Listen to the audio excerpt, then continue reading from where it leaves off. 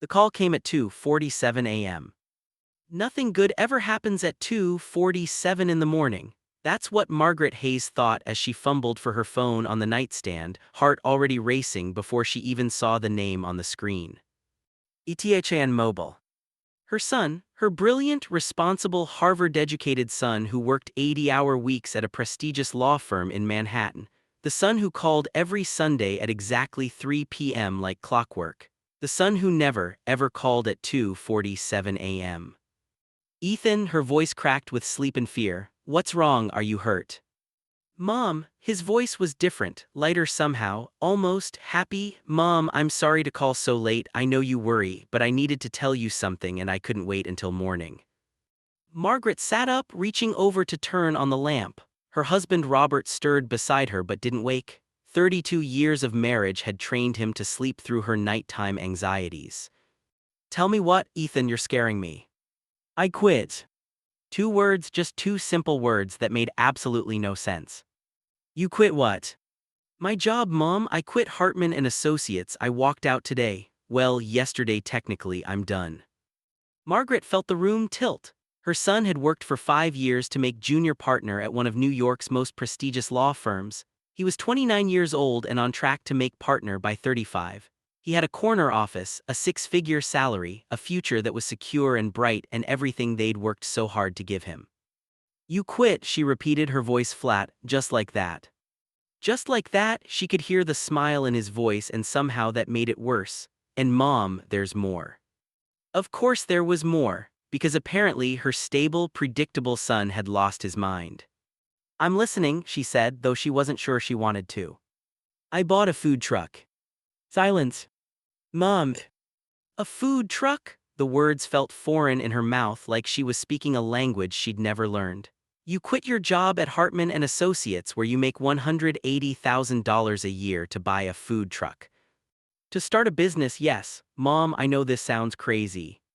"It doesn't sound crazy, Ethan, it is crazy. What about your apartment, your student loans, your career? You've worked so hard." "I've been miserable." That stopped her. In all his 29 years, through scraped knees and broken hearts and the pressure of law school, she'd never heard her son use that word. "What?" "Miserable, Mom. I've been absolutely miserable for 3 years, maybe longer. I wake up every morning with my stomach in knots. I spend 14 hours a day working on cases I don't care about for clients I can't stand. I haven't been on a date in 8 months because I'm always at the office. I can't remember the last time I laughed, really laughed." Margaret felt Robert sit up beside her. He reached for her hand and she gripped it like a lifeline. "Sweetheart," she said, trying to keep her voice calm, "everyone has rough patches in their career. That's normal. But you don't throw away everything you've built because you're going through a hard time. You push through, you." "I don't want to push through anymore." His voice was quiet but firm.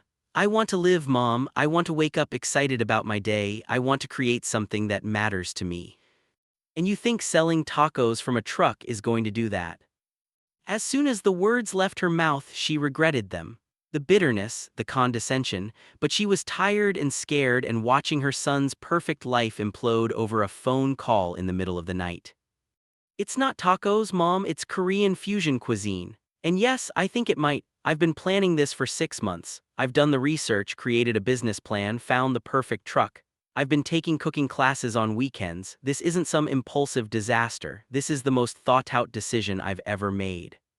"6 months," Margaret whispered. "You've been planning this for 6 months and you didn't tell us." "Because I knew you'd react exactly like this." The truth of that statement hung between them like smoke.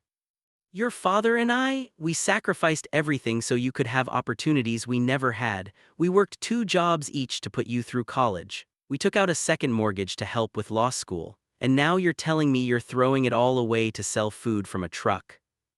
"I'm not throwing anything away. I'm using my education, my work ethic, everything you taught me to build something I actually care about. Why is that so hard to understand?"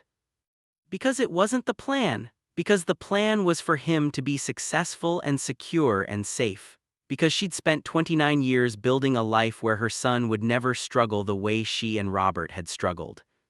"I need to go," Margaret said, her voice tight. "It's late, we'll talk about this later." "Mom." "Later, Ethan." She hung up before he could respond, staring at the phone in her hand like it was a foreign object. Well, Robert said quietly beside her, that was something. Margaret turned to look at her husband. Even in the dim lamplight, she could see he wasn't as shocked as she was. In fact, he looked almost unsurprised. Did you know about this? Not specifically, but I knew something was coming. How? Robert sighed, reaching over to take her hand again.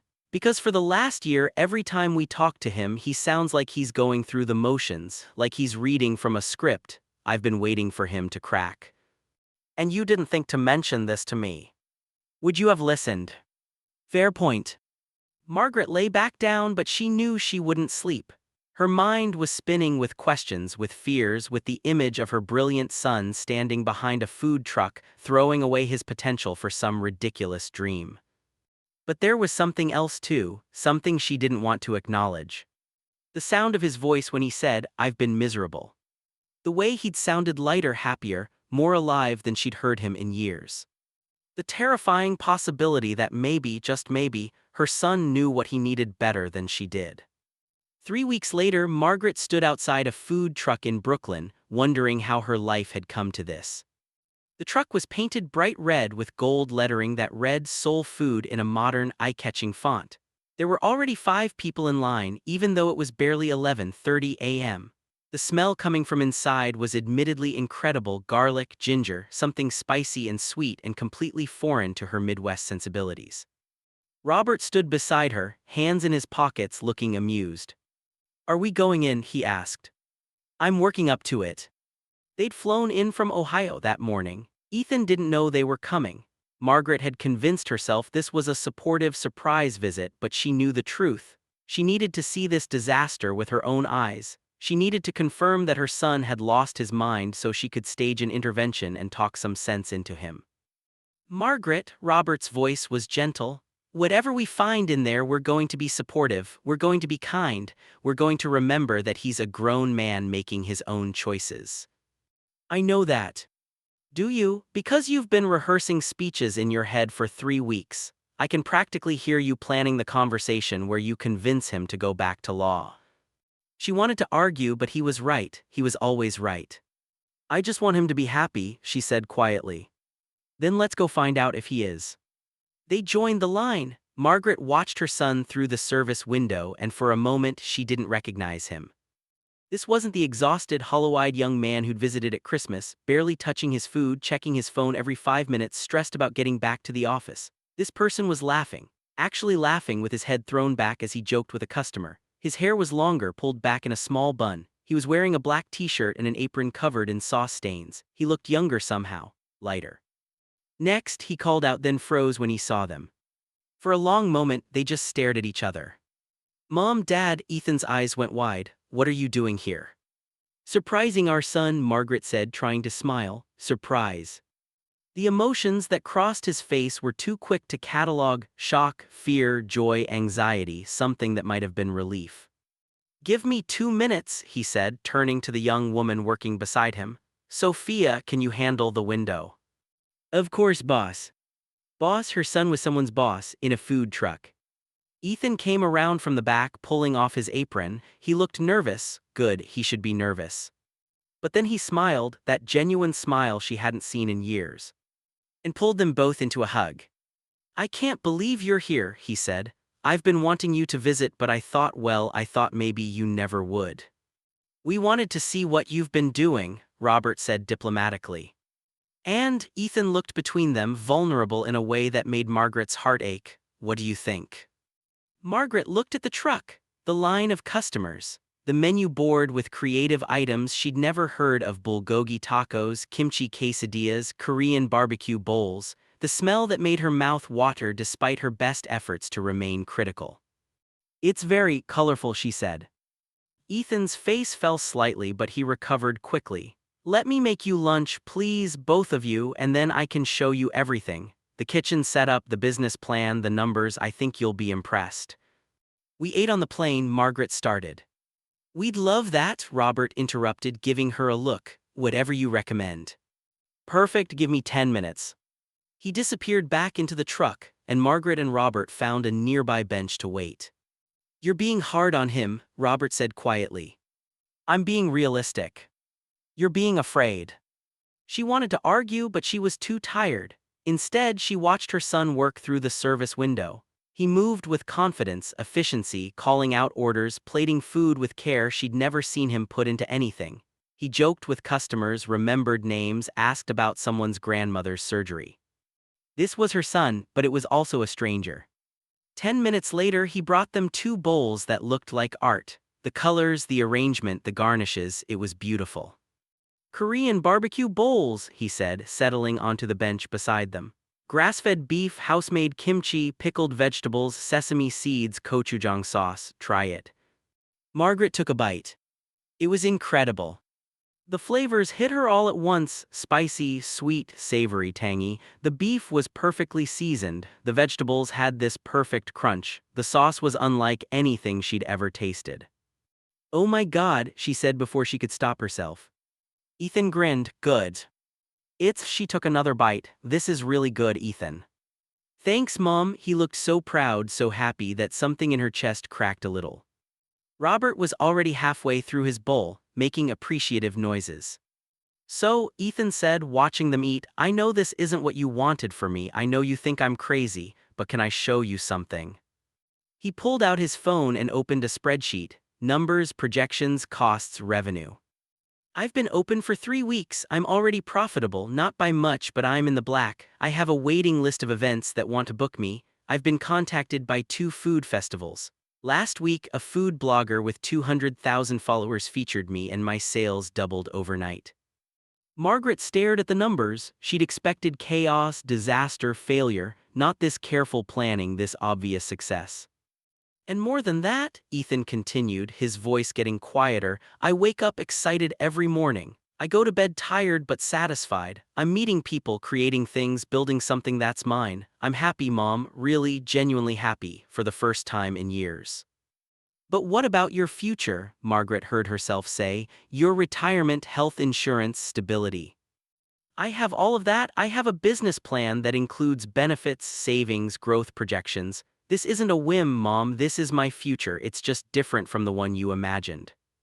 Different, that was the word that had been haunting her for 3 weeks. Her son's life was going to be different from what she'd planned. And sitting there on a bench in Brooklyn, eating the best food she'd had in years, watching her son's eyes light up as he talked about his business, Margaret had to ask herself a hard question. Was she upset because his choice was wrong? Or was she upset because it wasn't her choice? Tell me about the kimchi, she said quietly. Ethan blinked, surprised by the change in subject. What? The kimchi, how do you make it? A slow smile spread across his face. I ferment it myself, it takes 3 weeks. I use a recipe I learned from this Korean grandmother who comes to the truck every Friday. She's been teaching me traditional techniques and then I experiment with different vegetables, different spice levels. As he talked, animated and alive, Margaret realized something. She'd spent 29 years trying to give her son opportunities, security, success. But she'd never asked him what success meant to him. She'd assumed that happiness and stability were the same thing, that a corner office meant more than passion, that the path she'd wanted for him was the same path he needed to walk. She'd been wrong. Mom, Ethan had stopped talking, was looking at her with concern. Are you okay? I'm trying to be, she said honestly. This is hard for me, Ethan, watching you give up everything we worked for. I didn't give it up, I redirected it. Everything you taught me, work ethic, integrity, attention to detail, the importance of serving others, I'm using all of that, just differently. But it's so risky. So was immigration, Robert said quietly. So was leaving everything we knew to come to America, so was starting over with nothing. Risk is in our blood, Margaret, maybe Ethan's just remembering that. She looked at her husband, then back at her son, then at the line of people waiting at his food truck. I need time, she admitted. I need time to adjust to this new version of you, this new life. I can give you time, Ethan said, reaching for her hand. But can you try to see this as a beginning instead of an ending? Margaret took a breath. Her son's hand was rough now, calloused from work, different from the smooth hands of a lawyer, different but still her son. I can try, she said. And she meant it. 6 months later, Margaret found herself in a tent at the Brooklyn Food Festival, surrounded by the organized chaos of her son's success. The transformation had been gradual: weekly phone calls where Ethan shared his wins and challenges, monthly visits where she saw the business grow. Slowly, her fear had given way to something else, not quite acceptance, not yet, but something softer. Curiosity, maybe, a willingness to learn. "Mrs. Hayes, we need more napkins at the front." She looked up from the vegetable prep station. Yes, she was prepping vegetables at a food festival, to see Sophia, Ethan's business partner and head chef, waving at her frantically. On it, Margaret called back, grabbing a stack of napkins. When had this happened? When had she gone from horrified parent to volunteer worker at her son's food truck? She passed the napkins to a young man named Marcus, one of 3 employees Ethan had hired in the past few months. The truck wasn't just surviving, it was thriving. "Mom," Ethan appeared beside her, face flushed from the heat of the grill. "Have you seen Dad? He went to scout the competition, said he wanted to do some market research." She made air quotes, smiling despite herself. Robert had been the first to fully embrace this new life. He'd started helping with business strategy, using his 40 years of small business experience to help Ethan avoid common pitfalls. They'd grown closer in the past 6 months than they'd been in years. "The judge is here," Ethan said, and she could hear the nervousness in his voice. The festival was running a competition, Best New Food Vendor. The winner would get featured in the New York Times food section and a $10,000 prize. Ethan had made the finals. "You're going to do great," Margaret said automatically, then paused. When had she started believing that? "I hope so. This could really put us on the map. We could expand, maybe get a permanent location, hire more people." He stopped himself. "Sorry, I'm rambling." "You're excited, that's allowed." He looked at her and she saw the vulnerability there. "Are you proud of me?" The question hit her like a physical blow. 6 months ago, she would have deflected, found some way to qualify her answer, to express concern wrapped in conditional support. But 6 months had changed her too. She'd watched her son build something from nothing. She'd seen him weather setbacks, a health inspection that found minor violations, a slow week that nearly broke them financially, a negative review from an influencer that temporarily tanked sales. She'd seen him get up every morning at 4 a.m. to prep food. She'd seen him comfort an employee going through a breakup, negotiate with vendors, create new menu items based on customer feedback. She'd seen him become a leader, a businessman, an entrepreneur. She'd seen him become himself. "Yes," she said simply, "I'm incredibly proud of you." His eyes got shiny. And he pulled her into a hug right there, in the middle of the festival chaos. "That means everything to me," he whispered. "Yo, boss," Marcus called out, "Judge is at the window." Ethan pulled back, wiping his eyes. "Showtime, wish me luck." "You don't need luck, you have talent." She meant it. Margaret watched him return to the truck, watched him plate his signature dish with the care of an artist.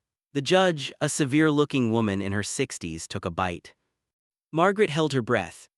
The woman's face remained neutral for what felt like an eternity, then slowly her expression changed, her eyebrows lifted. She took another bite, then another. "This is extraordinary," Margaret heard her say. "The balance of flavors, the technique, the creativity, this is restaurant-quality food from a truck." Ethan beamed. 3 hours later, they stood on a small stage as the festival coordinator announced the winners. Third place goes to Taco Revolution. Applause. Second place goes to the Lobster Shack. More applause. Margaret felt Robert's hand find hers. And first place for Best New Food Vendor goes to Soul Food.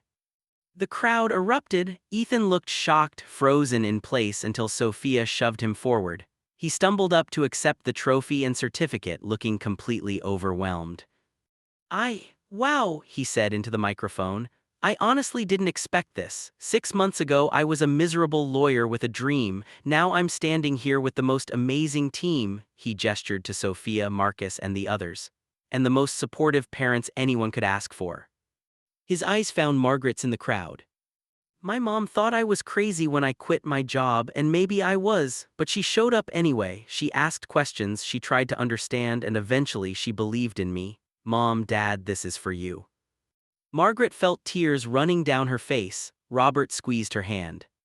After the ceremony, they celebrated at a nearby bar, the whole team, plus a few regular customers who'd become friends. Speech, someone called out, and everyone turned to Ethan. Okay, okay, he laughed, standing up with his beer.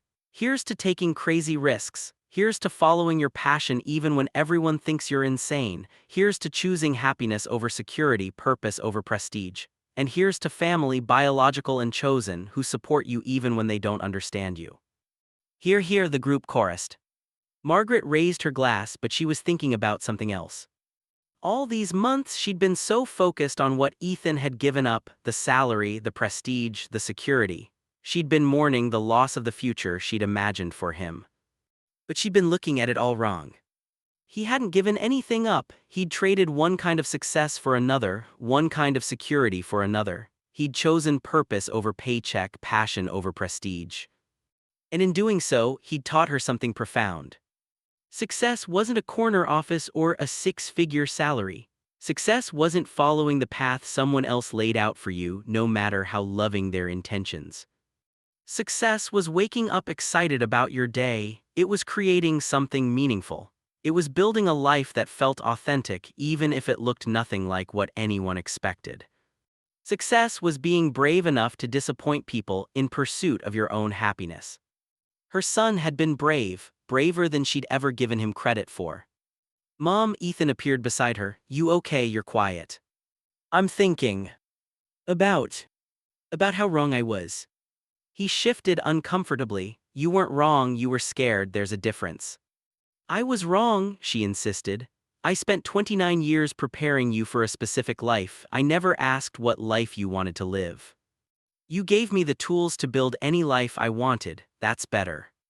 Maybe, but I also made you feel like you had to hide this dream from me for 6 months. I made you afraid to disappoint me. That's on me, Ethan.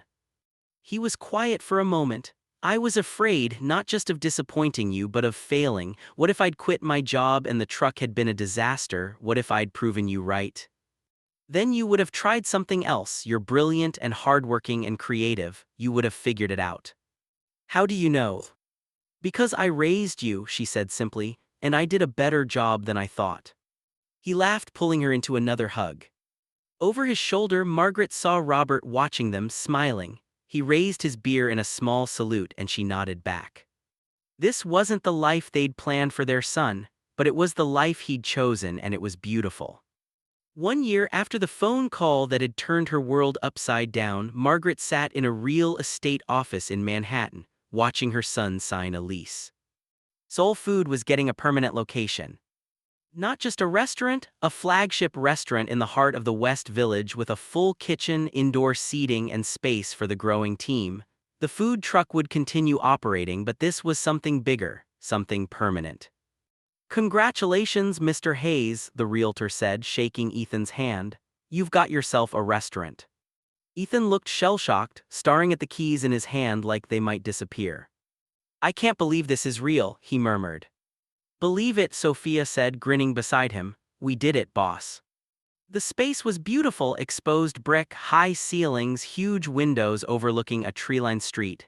It needed work, renovations, a full kitchen installation, but the bones were perfect. What do you think? Ethan asked, turning to his parents. Robert was walking around, examining the space with the critical eye of someone who'd run his own business for decades.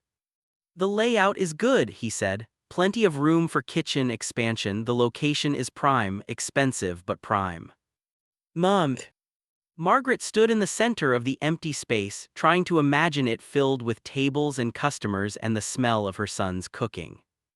A year ago, she would have seen this as further evidence of his recklessness. A restaurant, even riskier than a food truck, even more expensive, even more ways to fail. But now she saw something different. She saw her son's dream becoming real. She saw the natural progression of success, the reward for a year of brutal hard work and unwavering commitment. She saw an entrepreneur who'd proven himself in the most competitive food scene in the world. I think, she said slowly, that you're going to need help with the grand opening. Ethan's face lit up. Really?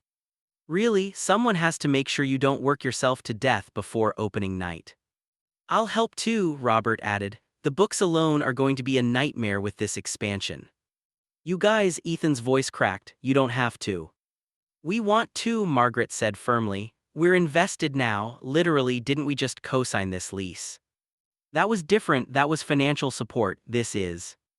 This is us being part of your life, Robert finished. This is us being part of your dream if you'll have us. Ethan looked between them and Margaret saw the moment he understood what they were really offering, not just help with the restaurant, but acceptance, partnership, belief.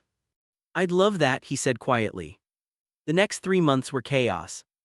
Margaret found herself commuting to New York every other week, helping with everything from menu design to hearing staff. She discovered she had opinions about restaurant management, strong opinions, and to her surprise, Ethan listened to them.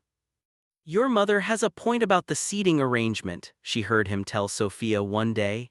We need to maximize capacity without making people feel cramped. She'd suggested angling the tables differently. He'd implemented it immediately. It was strange, this new dynamic. She wasn't the parent directing his life anymore. She was a consultant, an advisor, a partner. He made the final decisions, but he valued her input. It felt more balanced, more adult. More like friendship. Mom, try this, Ethan called from the kitchen during one of her visits. He handed her a small plate, a new appetizer he was developing, some kind of dumpling with a spicy dipping sauce. She took a bite and felt her eyes widen. Oh my God, what is this? Kimchi mandu with gochugaru yoli, too spicy. It's perfect, this needs to be on the menu. He beamed, making a note, opening night special. Opening night special, she confirmed. They'd set the date, December 15th, a year and 3 months after the phone call that had started everything. The week before opening, Margaret and Robert checked into a hotel near the restaurant. They weren't leaving until everything was perfect. Table 6 is wobbling, Robert noted, testing each table methodically. The lighting over the bar is too dim, Margaret added to the growing list. The bathroom door sticks, Sophia called from the back. Ethan stood in the middle of it all, looking overwhelmed but happy. This is really happening, he said to no one in particular. Damn right it is, Marcus replied, adjusting the final piece of wall art, a beautiful mural featuring traditional Korean imagery mixed with New York City elements. The night before opening, they did a soft launch, friends and family only. The restaurant filled with people who'd supported Ethan over the past year, food bloggers who'd championed the truck, regular customers who'd become friends, the Korean grandmother who'd taught him kimchi recipes, Sophia's family, Marcus's boyfriend. And in the corner, at the best table in the house, Margaret and Robert sat with their son. How do you feel? Robert asked. Terrified, Ethan admitted. What if no one comes tomorrow? What if the reviews are terrible? What if? What if it's amazing? Margaret interrupted. What if you've created something truly special and tomorrow night proves it? He looked at her and she saw the scared kid he'd been at 17, starting college. The anxious law student worried about passing the bar, the miserable lawyer trapped in the wrong life.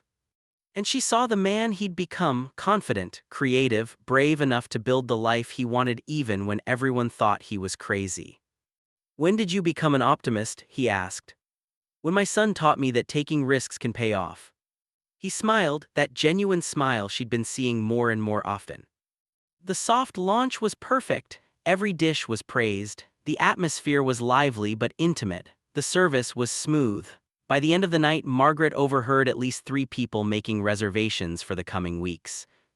After everyone left, the core team stayed to clean up, Ethan, Sophia, Marcus, Robert, and Margaret. I can't believe we pulled this off, Sophia said, polishing the last wineglass.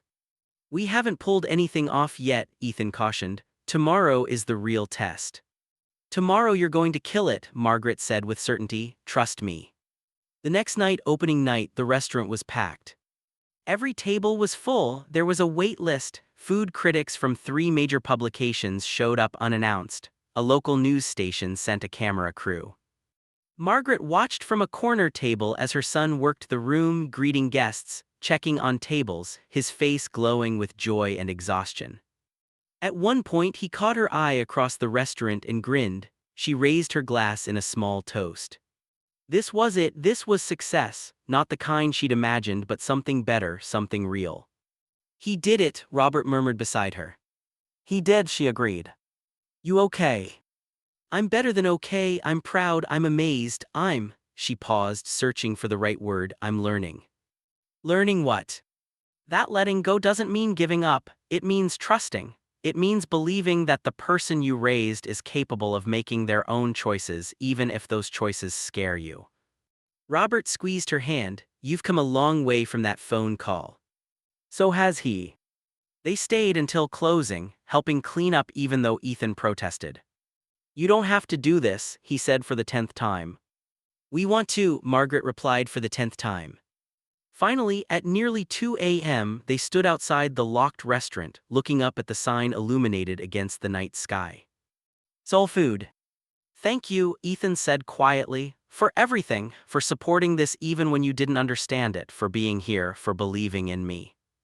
Thank you, Margaret replied, for being brave enough to live your own life, for teaching me that success isn't one size fits all, for showing me that sometimes the scariest choices lead to the most beautiful outcomes. He hugged her and she held on tight, this son who'd shocked her, challenged her, and ultimately taught her more than she'd ever taught him. I love you, Mom. I love you too, sweetheart, I'm so proud of you. And she meant it with her whole heart. 2 years after the phone call, as they'd come to refer to that 2:47 a.m. conversation, Margaret sat in Soul Food during the lunch rush, watching her son on a video call with investors. The restaurant had exceeded every expectation, multiple locations were now in discussion. A cookbook deal was on the table, Food Network had reached out about a potential show. But that wasn't what made Margaret smile as she sipped her tea and observed the bustling restaurant. It was the couple at table 7, the man was clearly nervous, checking his phone, adjusting his tie, a job interview outfit if she'd ever seen one. He'd ordered the lunch special, barely touched it, too anxious to eat. Ethan noticed too, she watched him make his way to the table. Everything okay with your meal? He asked casually. Oh yes, it's great, the man gestured vaguely. Job interview in an hour, first one since quitting my job at a consulting firm. Ethan pulled out the chair across from him and sat down uninvited. Margaret could see the surprise on the man's face.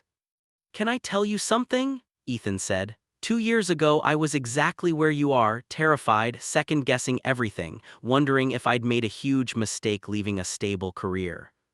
What happened? I built this, Ethan gestured around the restaurant. It wasn't easy. There were days I thought my parents were right that I should go crawling back to my old firm, but I didn't, and now I wake up every day excited to work. That's worth more than any salary. The man's shoulders relaxed slightly. What if I fail? Then you'll try something else. That's the secret they don't tell you. Failure isn't the end, it's just data. You learn and pivot. Margaret felt tears prick her eyes. Her son had become the mentor she'd tried to be but couldn't because she'd been too busy worrying to truly listen.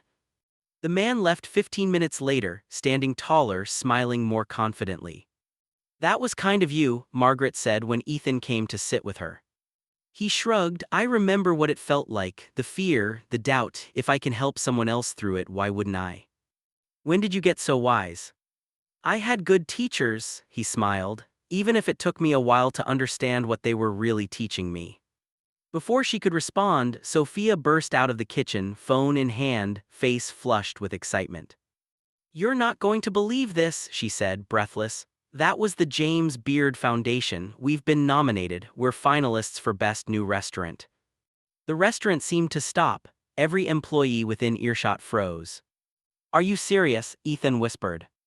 Dead serious, they want us at the ceremony in May. The kitchen erupted in cheers, staff members hugged each other, a customer started clapping and soon the entire restaurant joined in. Margaret watched her son try to process the news, saw the moment it hit him, really hit him, what he'd accomplished. Oh my God, he breathed, oh my God, we did it. You did it, Sophia corrected, this was your vision.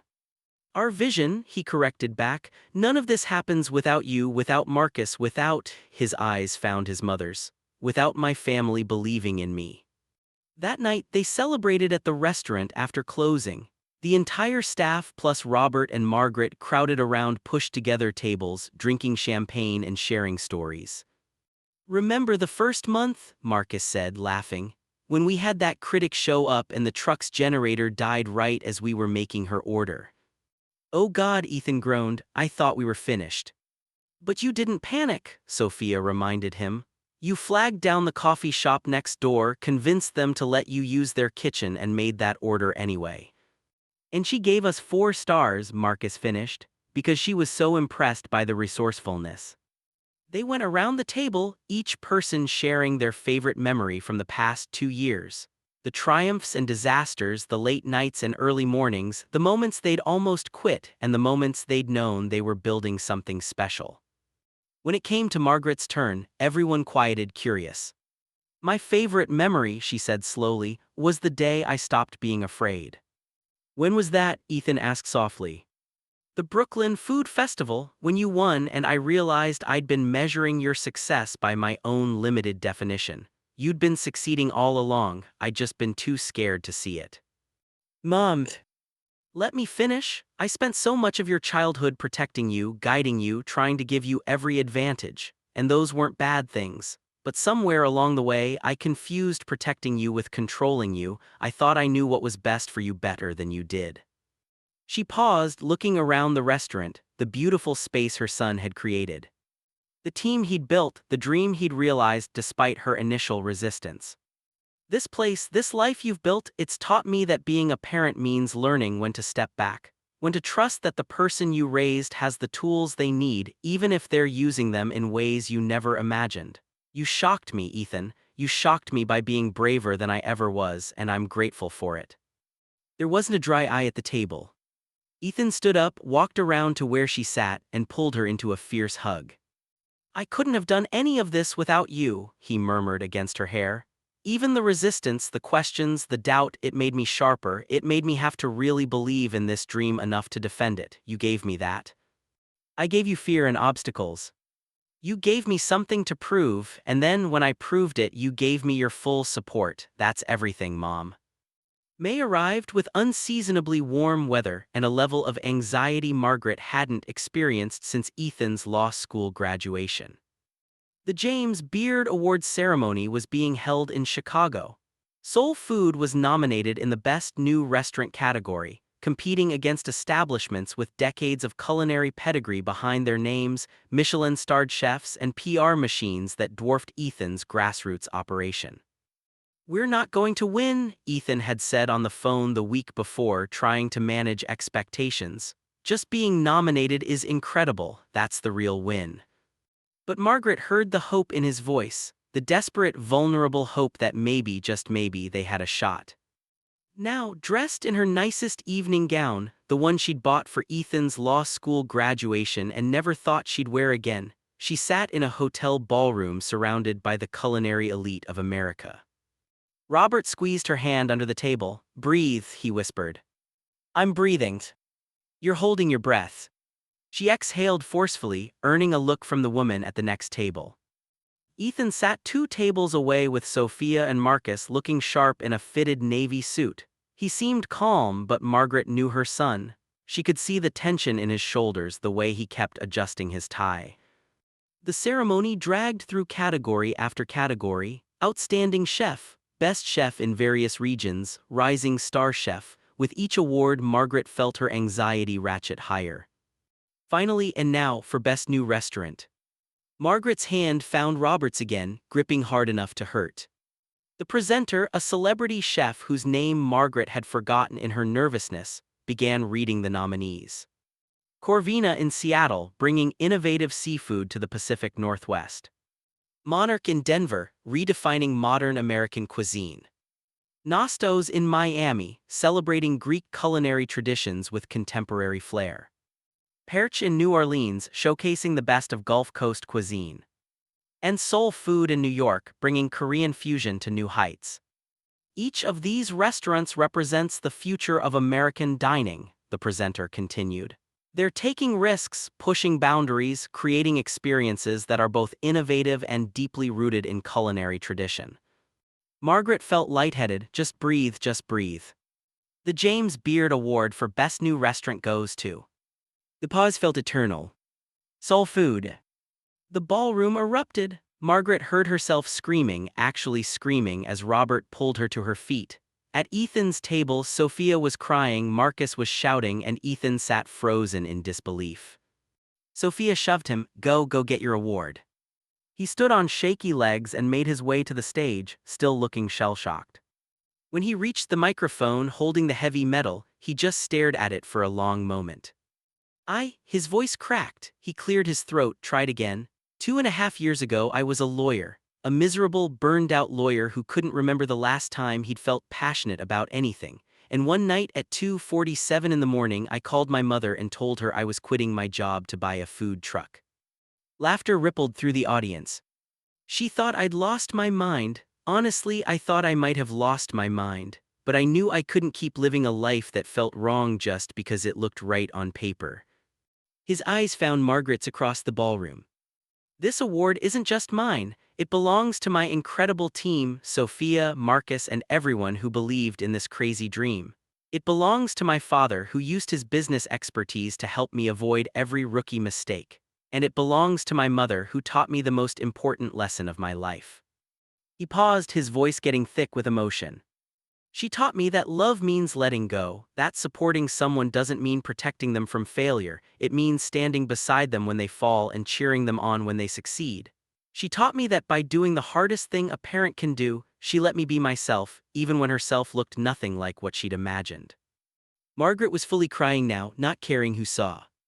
To everyone out there who has a dream that scares them, a passion that doesn't make sense, a path that looks crazy to everyone else, this award is for you too. Take the risk, make the call, trust yourself, and if you're lucky you'll have people in your life who learn to trust you too.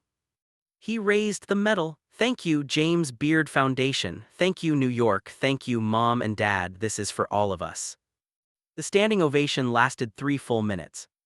After the ceremony, after the celebration, after the champagne and the photos and the congratulatory calls, Margaret found herself alone on the hotel balcony, looking out at the Chicago skyline. She'd been thinking about that phone call, the one that had started everything. At 2:47 a.m., her son had called to tell her he was changing his life. And she'd responded with fear, disappointment, judgment. She'd made it about her, her sacrifices, her expectations, her version of success. But what if she'd responded differently? What if she'd said, "That's wonderful, tell me more"? Would it have changed anything? Maybe not the outcome. Ethan would have built his restaurant with or without her support. But it would have changed their relationship. It would have saved them months of tension, of careful conversations, of him feeling like he had to prove himself to her. "You okay out here?" She turned to find Robert stepping onto the balcony, carrying 2 glasses of wine. "Just thinking about how wrong I almost got it, how close I came to being the parent who chose my comfort over my child's happiness."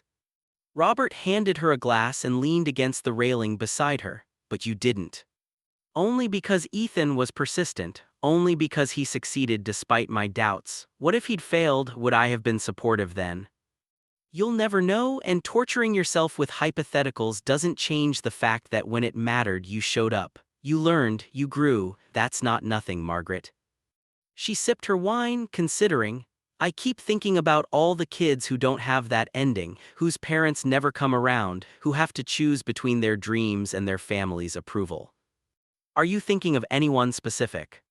She thought of Marcus, who'd mentioned once that his family hadn't spoken to him in 3 years after he came out. Of Sophia, whose parents still asked when she was going to get a real job. Of that nervous man in the restaurant whose parents had apparently told him he was making a mistake leaving consulting. "I'm thinking of all of them," she said. "I'm thinking about how much power parents have to wound or to heal, and how often we use that power wrong." "You used it right in the end." "Did I, or did I just get lucky that my son was strong enough to succeed without my blessing?" Robert was quiet for a moment. "Do you remember when Ethan was 7 and he wanted to quit piano lessons?" Of course, he'd been taking lessons for 2 years. "And what did we do? We made him stick with it. We said he'd made a commitment, he needed to follow through." And Margaret smiled despite herself. "And he hated every minute of it, barely practiced, and the moment we let him quit at age 10, he never touched a piano again." Exactly, sometimes forcing commitment teaches discipline, and sometimes it just teaches resentment. The hard part is knowing which is which. How do you know? You don't. That's the terrifying part of parenting. You're making decisions that will shape a person's entire life, and you're doing it with incomplete information and your own baggage and the best intentions in the world. And sometimes you get it wrong. That's not very comforting. No, Robert agreed, but it's true. The question isn't whether you'll make mistakes. The question is whether you'll own them and adjust when you realize you're wrong.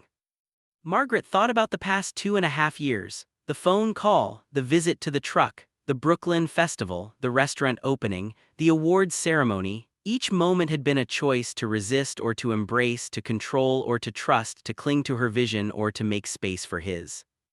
She'd chosen wrong more than once, but she'd also chosen right, and when she'd been wrong, she'd tried to correct course. Maybe that was enough.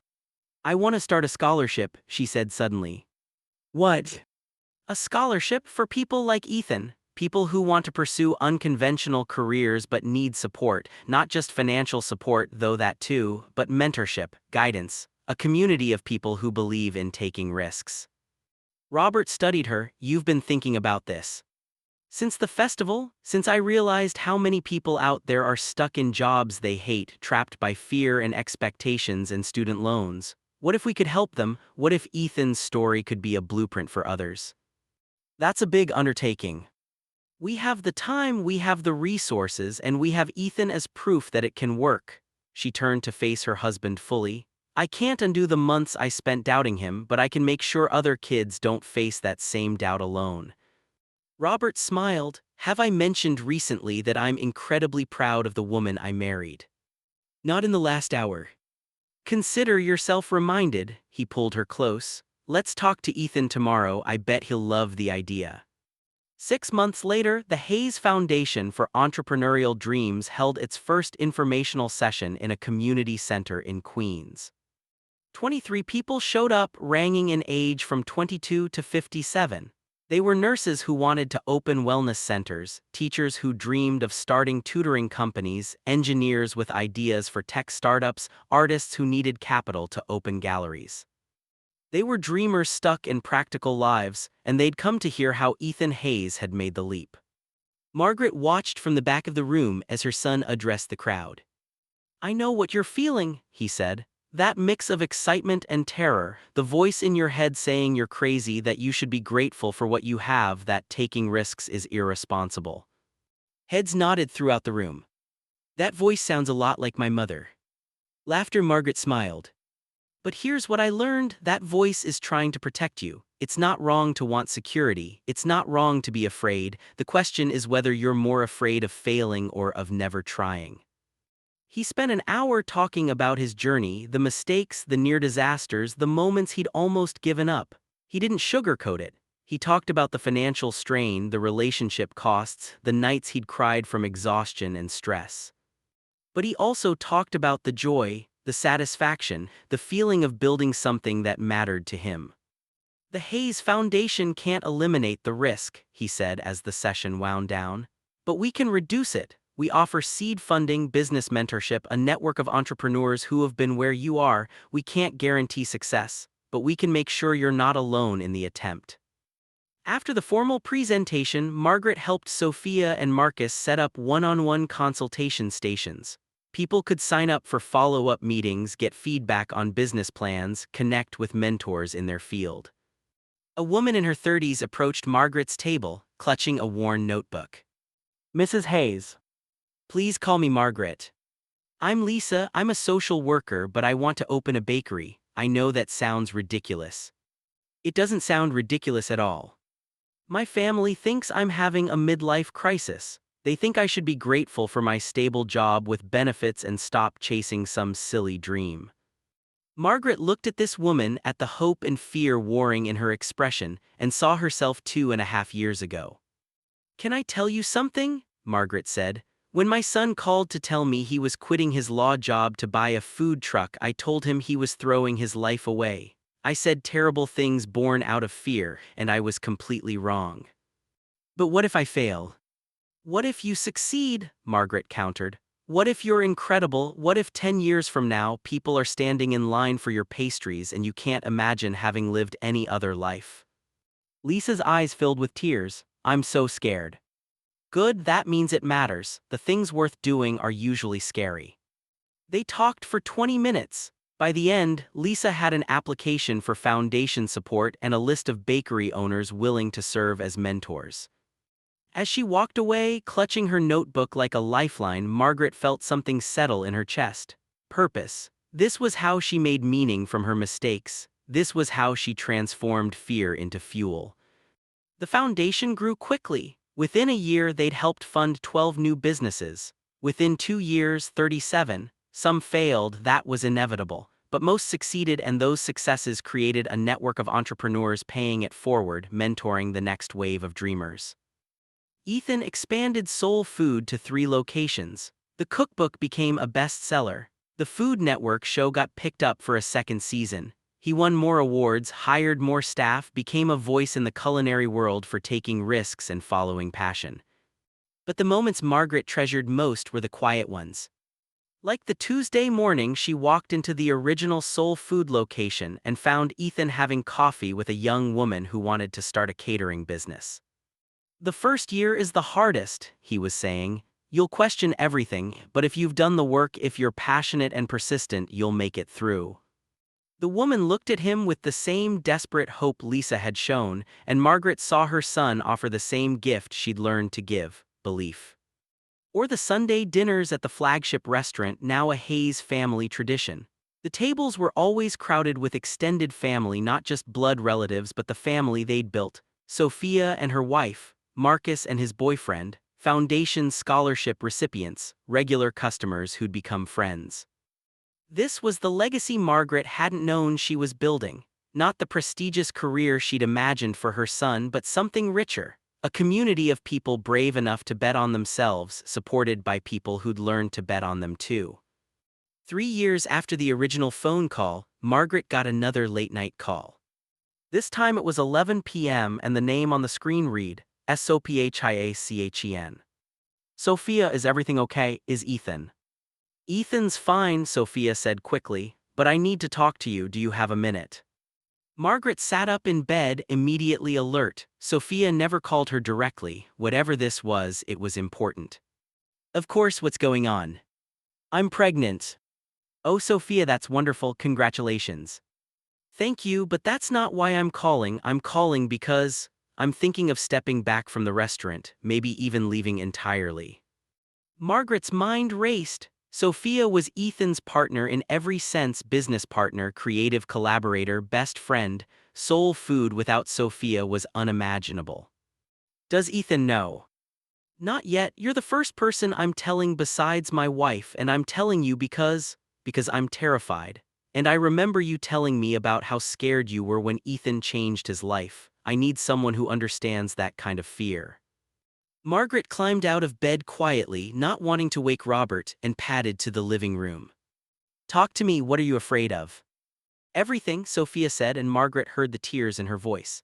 I'm afraid of letting Ethan down. We built this together. What if I'm abandoning him right when he needs me most? I'm afraid of losing my identity. I've been Sophia from Soul Food for 3 years. Who am I without that? And I'm afraid of being a bad mother because I'll resent my child for making me give up my career. Okay, Margaret said calmly. Let's unpack that. First, are you giving up your career or are you modifying it? I don't know. I thought I had to choose, restaurant or baby. Why? Silence. Sophia, can I ask what you actually want? Not what you think you should want, not what would be easiest for everyone else. What do you want? I want both, Sophia whispered.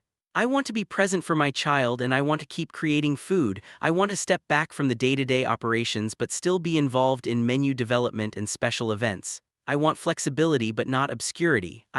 She laughed bitterly. I want the impossible. It's not impossible. It's just different from the 2 extremes you've set up. Let me ask you something. Have you talked to Ethan about this? No, I'm afraid he'll think I'm abandoning the restaurant. Sophia, you're projecting. You're assuming Ethan will react the way you fear rather than the way he'd actually react. But you know my son. You know how he handled me wanting to be involved in the restaurant, how he empowers his staff, how he adapts to change. Why would this be different? Another silence, longer this time. Because I'm afraid he'll be supportive, Sophia finally said, and then I'll feel guilty for not being as committed as he is. Now they were getting somewhere. That's the real fear, isn't it? Not that Ethan will judge you, but that you'll judge yourself. Yes, Sophia breathed. God, yes, how did you figure that out?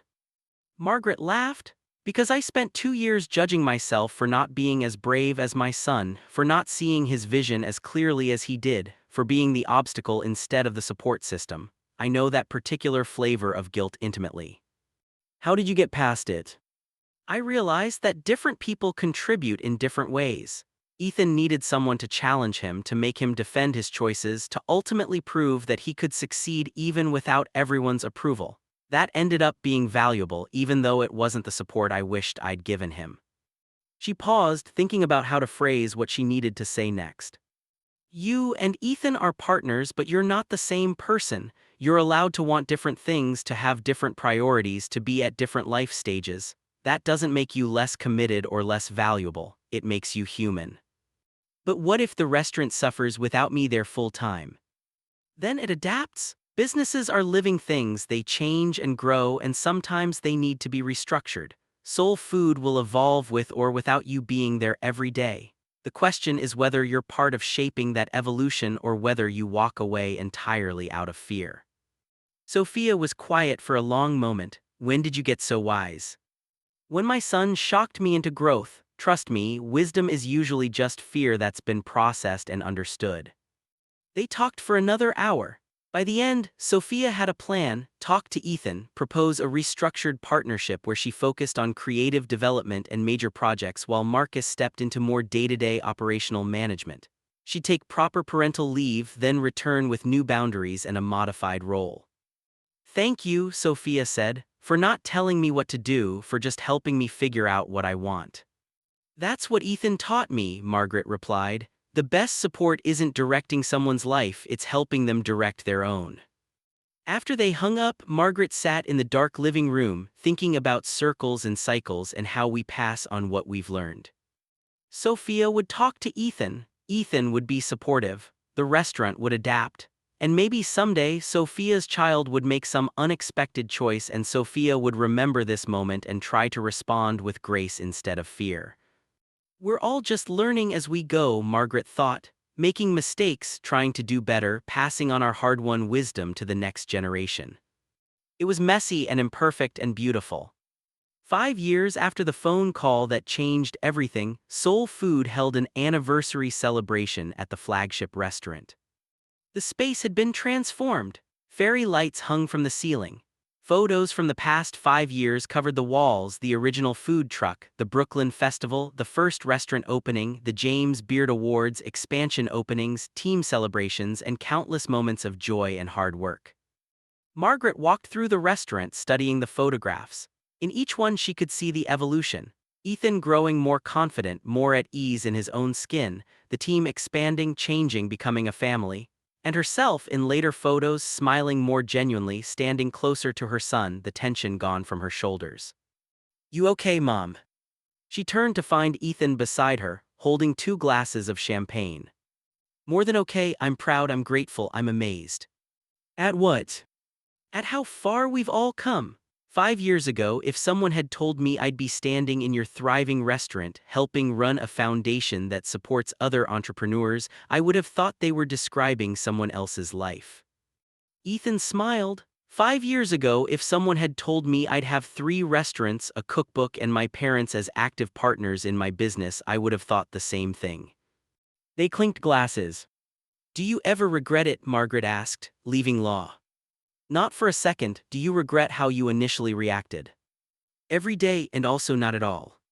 He looked at her quizzically. I regret the pain I caused you, she explained.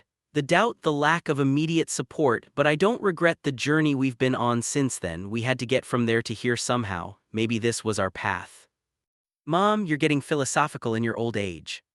Your old age, she corrected, laughing. The restaurant filled with people. Current staff and former employees, foundation scholarship recipients and their families, food critics and friends and extended family members. The Korean grandmother who'd taught Ethan traditional kimchi recipes, now 87 and still coming to the restaurant every Friday. Sophia was there with her wife and their 6-month-old daughter. She'd restructured her role exactly as she'd planned, and the restaurant had thrived with the changes. Marcus had stepped into managing partner and was doing brilliantly. Robert gave a toast about risk and reward, about the courage to choose passion over security, about family being the people who show up even when they don't understand. Marcus gave a toast about leadership, about bosses who empower rather than control, about the privilege of building something meaningful. Sophia gave a toast about partnership, about creating space for each other to grow, about businesses that adapt to life rather than demanding life adapt to them. Then it was Ethan's turn. He stood at the center of the restaurant, surrounded by everyone who'd supported this crazy dream, and Margaret saw him pause to take it all in. 5 years ago, he began, I made a phone call that changed my life. I quit my job, bought a food truck, and terrified my mother. Laughter rippled through the crowd. I've told the story of that call 100 times now. It's become part of the soul food mythology, the origin story, but I've realized recently that I've been telling it wrong. Margaret felt a flutter of anxiety. What did he mean? I've been framing it as this brave moment where I took control of my life, and it was that. But it was also the moment I asked for help. I called my parents at 2:47 in the morning because I was terrified and needed to hear their voices even if I knew they'd think I was crazy. That call wasn't just about quitting, it was about connection. He looked at Margaret. And my mom's response, which I've sometimes characterized as unsupportive, was actually an act of love. She was scared for me. She questioned my choices because she cared about my future. And then, when she saw that I was serious, when she saw that I might actually succeed, she showed up. She learned. She grew. She became one of my biggest supporters and advocates. Margaret felt tears streaming down her face. There's this narrative we tell about entrepreneurs, Ethan continued. That we're lone wolves, rugged individualists, self-made successes, but that's bullshit. None of us do this alone. We do it with partners and teams and families and communities. We do it with people who believe in us and people who challenge us and people who show up even when they don't fully understand what we're doing. He raised his glass.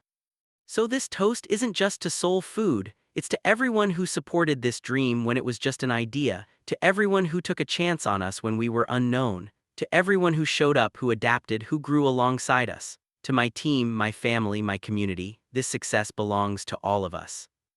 To all of us, the crowd echoed. As the celebration continued, Margaret found a quiet corner with Robert. You okay? He asked. I'm thinking about that phone call. Still.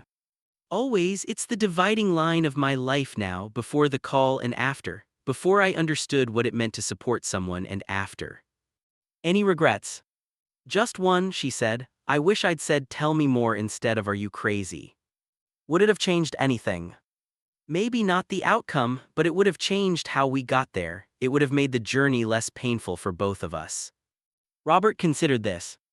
Or maybe the pain was part of the point. Maybe you needed to work through your fear in order to really understand what you were learning. Maybe Ethan needed to prove himself to you in order to fully believe in himself. Are you saying my resistance was actually helpful? I'm saying it was human, and sometimes the messy, imperfect, painful parts of our relationships are just as valuable as the smooth parts. They're where the growth happens. Margaret thought about the foundation, about all the parents she'd talked to who were struggling to support their children's unconventional choices. She always told them the same thing: your fear is understandable, but don't let it become a prison for your child.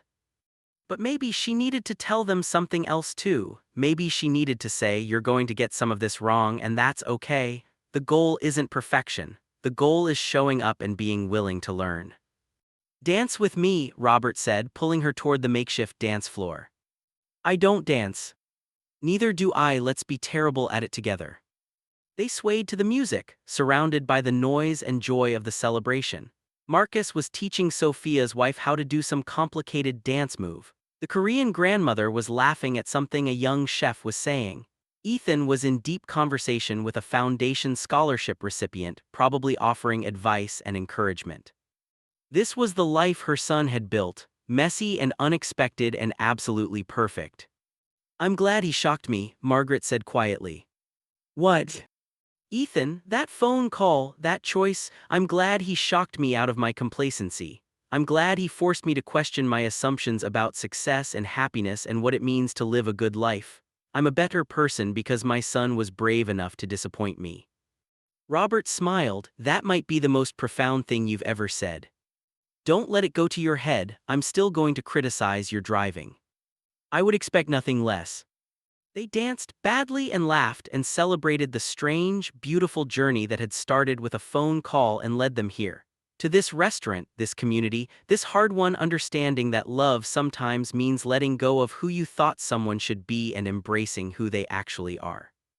Later that night, after the restaurant had closed and the cleanup was done, Margaret found Ethan sitting alone at the bar, looking at the photos on the wall. Tired, she asked. Exhausted, happy, overwhelmed in the best way. She slid onto the stool beside him. They sat in comfortable silence for a moment, just looking at the visual history of the past 5 years. Thank you, Ethan said finally. For what? For coming around, for supporting this, for becoming part of it instead of fighting against it. Thank you for being patient with me, for giving me time to catch up to where you already were. We got there together, that's what matters. Margaret looked at her son, 34 now, successful and confident and so clearly living the life he was meant to live, and felt a wave of gratitude so intense it almost hurt. You know what the best part is, she said. What? I get to tell other parents that it's possible, that they can survive their children shocking them, that fear can become support, that resistance can become partnership, that disappointment can become pride. You gave me that gift. You gave me the gift of showing up even when you were afraid. That's no small thing, Mom. They sat together in the quiet restaurant, surrounded by the evidence of everything they'd built, together, separately, and in the complicated, beautiful space between. And Margaret thought this is what it means to love someone, not controlling their choices, not protecting them from failure, but standing beside them as they build the life they want, even when that life looks nothing like what you imagined. Especially then. Because that's when they need you most. 10 years after the phone call. Margaret sat in the audience at Columbia Business School, waiting for the guest lecture to begin.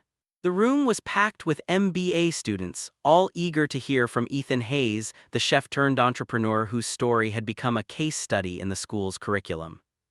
She still marveled at this. Her son, who had dropped out of the corporate world, was now teaching at one of the most prestigious business schools in the country. The irony wasn't lost on her. Ethan walked onto the stage and the room quieted instantly. At 39, he carried himself with the confidence of someone who'd built something real, something lasting. Soul Food now had 7 locations across 3 cities. The foundation had helped launch over 200 businesses. His second cookbook had debuted at #1 on the New York Times bestseller list. But it was what he said in the first 5 minutes that made Margaret's heart swell. How many of you are here because you think you're supposed to be? He asked the students. A few hands went up hesitantly. How many of you are terrified that you've chosen the wrong path but you're in too deep to change course? More hands, then more. Eventually, at least half the room had their hands raised. I get it, Ethan said. 10 years ago, I was a successful lawyer at a top firm. I was checking all the boxes, making good money, impressing people, and I was absolutely miserable. I thought there was something wrong with me. Why couldn't I just be grateful? Why couldn't I just enjoy the life I'd worked so hard to build? He paused, letting that sink in. The truth is, there was nothing wrong with me. I was just in the wrong life. And the scariest, bravest, best decision I ever made was to admit that and start over. For the next 90 minutes, Margaret watched her son teach these students something no business class could. That success isn't one size fits all. That courage isn't the absence of fear, it's moving forward despite it. That the path to fulfillment often looks completely illogical from the outside. He talked about the food truck days, the near bankruptcies, the moments of doubt. But he also talked about waking up excited to work, about building something that aligned with his values, about the satisfaction of creating rather than just consuming. During the Q&A, a young woman raised her hand. How did you deal with disappointing people, your family, your colleagues, everyone who expected you to stay in law? Ethan smiled. That's probably the hardest part. I disappointed a lot of people. My mother thought I was throwing my life away. He looked at Margaret in the audience and she smiled back. But here's what I learned: you can't live someone else's dream even if that someone loves you more than anything. Even if they've sacrificed everything for you, even if disappointing them feels like the worst thing in the world. The young woman nodded, tears in her eyes. The flip side is this: the people who really love you will come around. My mother was terrified when I quit law. She fought me on it. She thought I was making a catastrophic mistake, but she also showed up. She asked questions, she tried to understand, and eventually she became one of my biggest supporters. What if they don't come around? Another student asked. Then you have to decide what's more important, their approval or your authentic life. I know that sounds harsh, but spending your one life trying to please people who won't accept the real you is a tragedy. Sometimes love means letting people be disappointed in you so you can be proud of yourself. Margaret felt that statement in her bones. It was true, and it was hard, and it was something she wished she'd understood 30 years ago. After the lecture, students swarmed Ethan with questions. Margaret waited patiently, watching him in his element, teaching, inspiring, giving permission to people who desperately needed it. Finally, the crowd thinned, and he made his way over to her. "What did you think?" he asked. "I think you're doing something more important than running restaurants," she said. "You're giving people permission to be themselves. That's powerful." "I learned from the best." He linked his arm through hers. "Come on, I want to show you something." They walked across campus to a newer building. Inside, on the third floor, was a small office with a plaque on the door: Hayes Foundation Columbia Partnership Office ***. "What's this?" Margaret asked. "Our newest initiative. We're partnering with business schools to provide not just funding but mentorship, workspace, and resources for students who want to pursue unconventional paths. This is our first campus office. We're planning 5 more by next year." Margaret walked into the office. The walls were covered with photos, foundation success stories, entrepreneurs who'd taken the leap and built something meaningful. In the center was a large quote painted in elegant script: "The courage to disappoint is the beginning of authenticity." "Is that original?" she asked. "Sophia came up with it, but it's true, isn't it? So many people spend their lives being who others need them to be. Real freedom starts when you're willing to let someone down in order to lift yourself up." Margaret thought about that young woman in the audience, tears in her eyes as she contemplated disappointing her family. She thought about all the students who would walk through this office door, carrying dreams they were afraid to speak out loud. "This is wonderful," she said, "but it makes me think about something." "What?" "All these people we're helping, we're giving them tools and funding and support, but the hardest part isn't starting the business. It's dealing with the emotional fallout, the family members who don't understand, the friends who think they're crazy, the voices in their own heads saying they're making a mistake." Ethan nodded slowly. "What are you thinking?" "I'm thinking we need to expand the foundation, not just support for the entrepreneurs but support for their families. Workshops for parents learning to let go, support groups for spouses navigating a partner's career change, resources for families trying to understand." She paused, then added quietly, "If I'd had something like that 10 years ago, maybe the journey would have been easier for both of us." Ethan looked at her with something like wonder. "That's brilliant. We could call it the Family Bridge Program. Or the Understanding Initiative. Or something better that Sophia will come up with." He pulled out his phone, making notes. "This could be huge, Mom. So many entrepreneurs fail not because of bad business models but because of relationship strain. If we could help families stay connected through major transitions, we could change the success rate entirely," Margaret finished. They spent the next hour brainstorming, sitting in that small office, building something new from their shared experience. This was what they did now. This was who they'd become, not just mother and son but partners, collaborators, people who'd learned hard lessons and were determined to make them count for something. 12 years after the phone call, Margaret's phone rang at 2:47 a.m. She jerked awake, heart pounding, immediately reaching for the phone. The number was unfamiliar, but the area code was New York. "Hello. Mrs. Hayes, this is Dr. Patel from Mount Sinai Hospital. I'm calling about your son, Ethan." The world tilted. "What happened? Is he He's stable, but he's been in an accident. A car hit his bike while he was riding home from the restaurant. He's got a broken leg and some bruising, but he's going to be fine. He's asking for you." Margaret was out of bed, pulling on clothes, shaking Robert awake. "We're coming. Tell him we're coming right now." They threw things in a bag and drove through the night, making the 7-hour trip in 5.5 hours. Margaret's mind raced with worst-case scenarios, with gratitude that he was alive, with fury at careless drivers, with the bone-deep terror that only parents know. They arrived at the hospital as the sun was rising.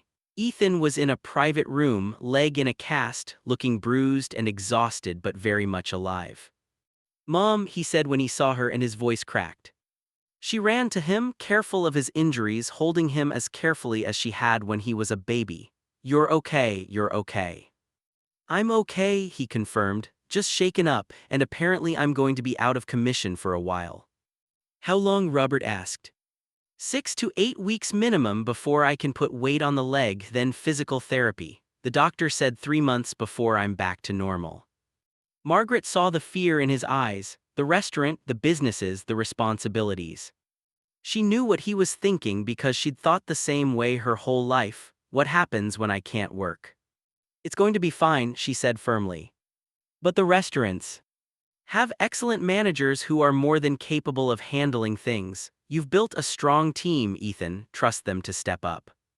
And the foundation has me and your father and a whole board of directors. We can cover your responsibilities until you're healed." "But..." "No buts, you're going to rest, you're going to heal, and you're going to let people help you for once instead of always being the one who helps others."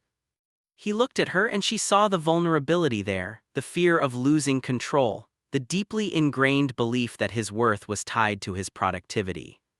She knew that fear intimately.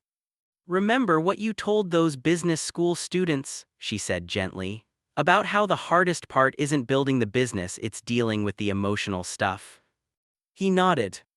"This is your emotional stuff, learning to receive help, learning that your value isn't just what you produce, learning to be still." "I don't know how to be still." "I know you got that from me, but we're both going to learn."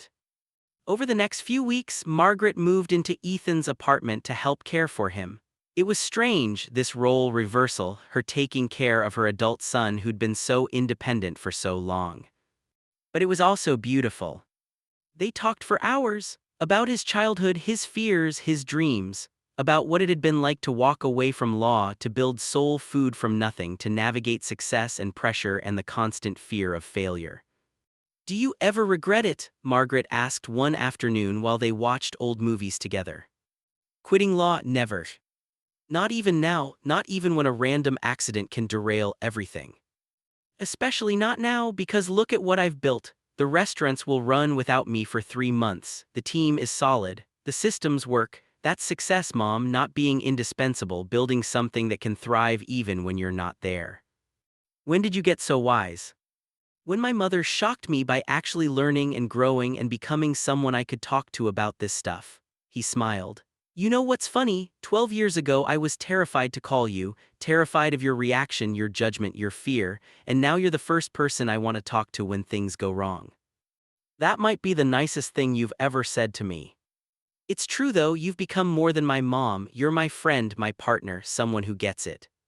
Margaret felt tears prick her eyes. "That's all I ever wanted, to understand you, to support you, I just had to learn how."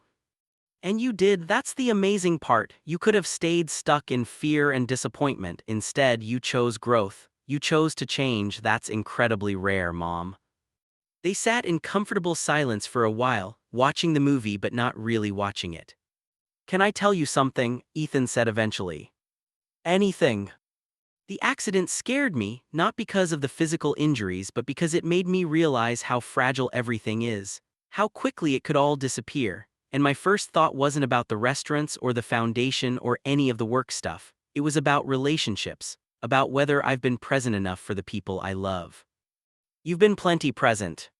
"Have I? I work 80 hours a week. I'm always building, growing, expanding. When's the last time I just sat with you like this and talked? When's the last time I was truly still?" Margaret understood what he was wrestling with, the guilt of the driven, the fear that in pursuing your passion you might miss out on other things that matter. "You know what I've learned?" she said. "There's no perfect balance, there are seasons, sometimes work takes everything. Sometimes relationships do. The key is being honest about which season you're in and making sure you don't stay in one season forever." "What season am I in?" "I think the accident is forcing you into a new season. A season of receiving instead of giving, of being instead of doing. It's uncomfortable because it's unfamiliar, but that doesn't make it less valuable." He considered this, "So I should just accept it, stop fighting to get back to work as fast as possible."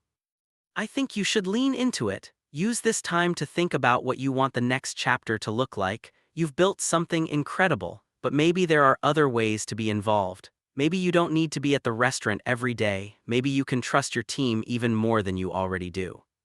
"That's terrifying." "I know, growth usually is."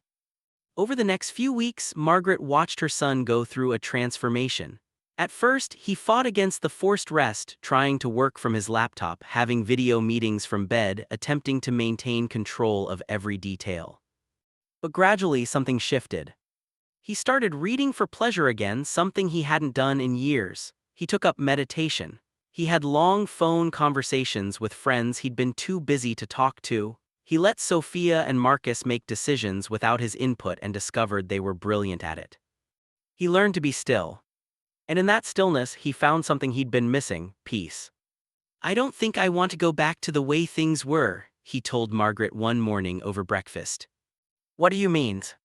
"I mean the constant work, the endless pressure, the feeling that if I'm not doing something every minute, everything will fall apart. I built that life, but I'm not sure it's the life I want anymore." "What do you want?"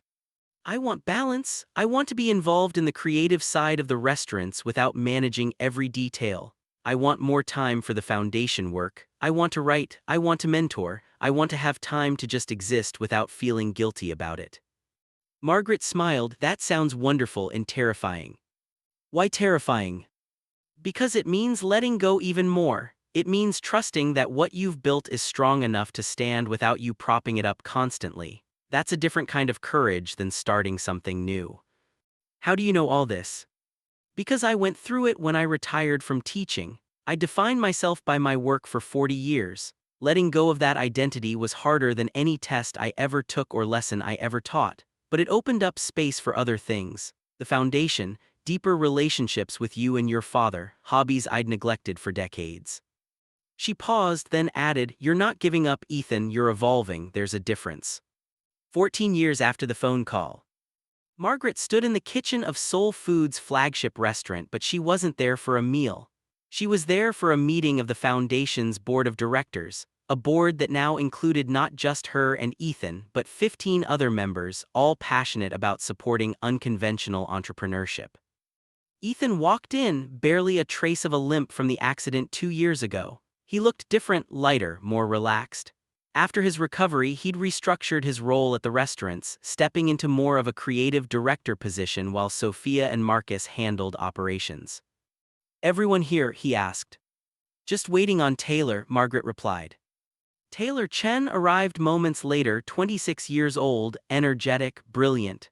She was one of their first Foundation scholarship recipients, had built a successful sustainable fashion company, and was now joining the board to pay it forward. "Sorry I'm late," she said. "Manufacturing crisis, but it's handled." "That's what good teams are for," Ethan said, smiling.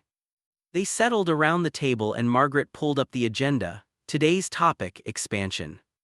The Foundation had grown beyond anything they'd imagined. Over 300 businesses funded, a 92% survival rate far above the national average, multiple partnerships with universities. The Family Bridge program had helped hundreds of families navigate major career transitions. But they wanted to do more. "I've been thinking," Ethan said, "about how we could reach people earlier. Not just people who are ready to start businesses, but people who are stuck and don't even realize there's another option." "Like you were in law," Taylor said. "Exactly. What if we created some kind of assessment tool, something that helps people identify when they're in the wrong career, when their values don't align with their work, and then connect them to resources before they burn out completely?"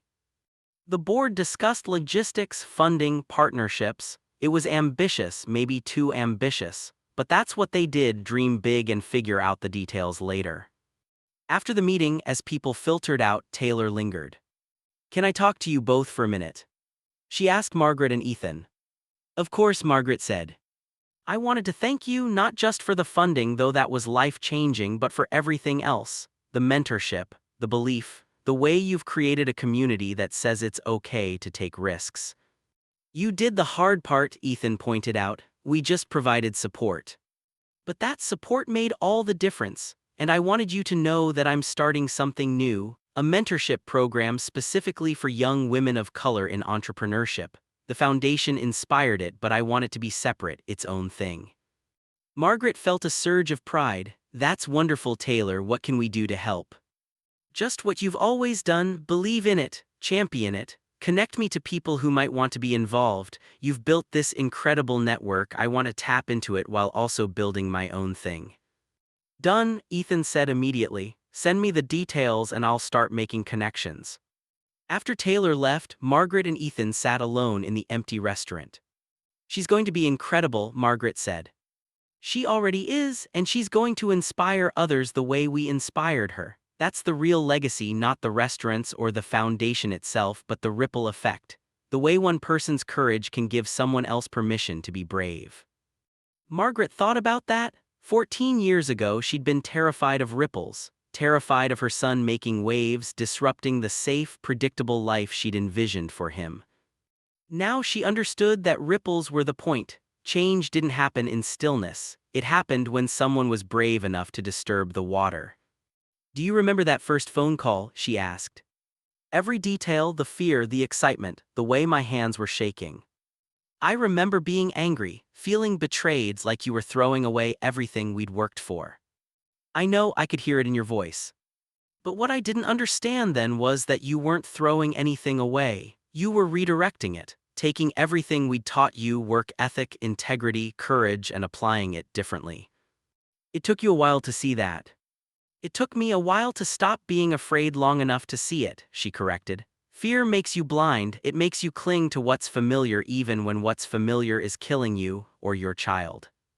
Ethan reached across the table and took her hand. "You got there though, that's what matters."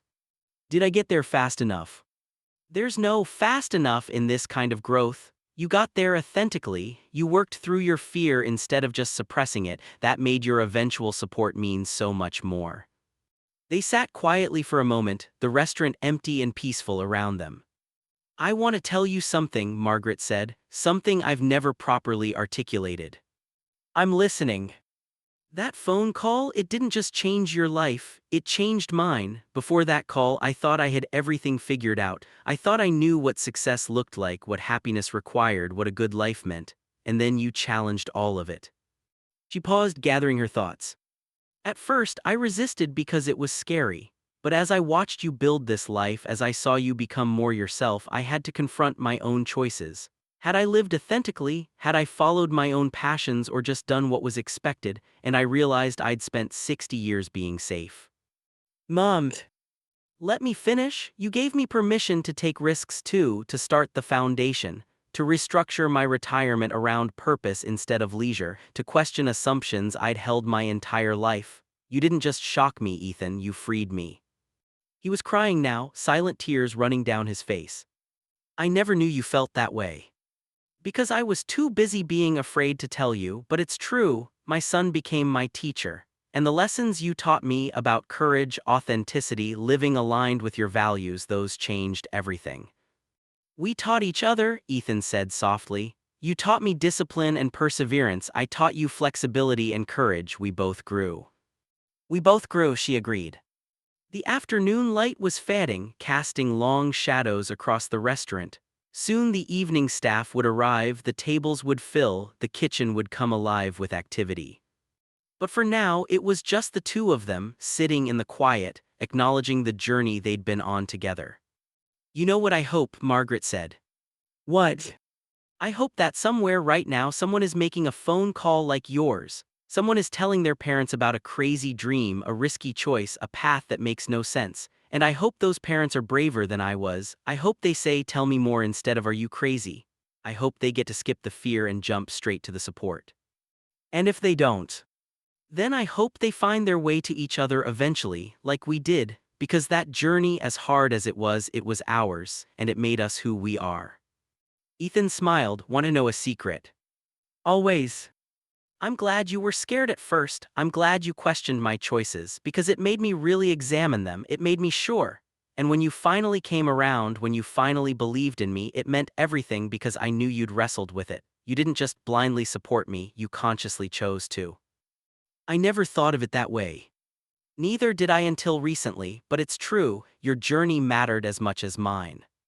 They sat together as the light faded, two people who'd learned to understand each other despite starting from completely different places. Two people who'd been brave enough to disappoint each other and strong enough to come back together. A family built not on agreement but on respect, not on control but on trust, not on fear but on love that was big enough to hold difficult truths. 16 years after the phone call, Margaret woke up on her 70th birthday to find Ethan in her kitchen cooking breakfast. "What are you doing here?" she asked, surprised. He lived in New York. She and Robert had retired to a small house in Vermont. "Making your birthday breakfast. Also, I have something to show you." Over coffee and the most delicious Korean-inspired omelet she'd ever tasted, Ethan pulled out his laptop. "I've been working on something," he said. "A book, but not a cookbook this time, a memoir. About the restaurants. About us, about that phone call and everything that came after. About what it means to pursue your dreams and what it costs and what you gain. About family and fear and finding your way." He turned the laptop toward her. The title page read, 2:47 a.m., A Son, a Mother, and the Phone Call That Changed Everything*. By Ethan Hayes.